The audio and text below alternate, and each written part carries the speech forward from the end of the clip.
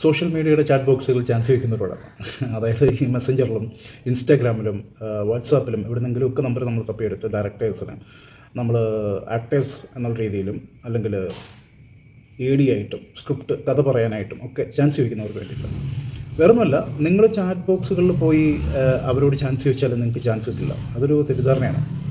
എനിക്കൊരു ചാൻസ് ഉണ്ടെങ്കിൽ പറയൂ, അല്ലെങ്കിൽ നമ്മളെയൊക്കെ ഓർക്കണേ എന്നൊക്കെ പറഞ്ഞിട്ടുള്ള ഒരു ടെംപ്ലേറ്റ് മെസ്സേജ് നമ്മൾ എല്ലാവർക്കും അയക്കുന്ന വെച്ചിട്ട് യാതൊരു കാര്യമില്ല.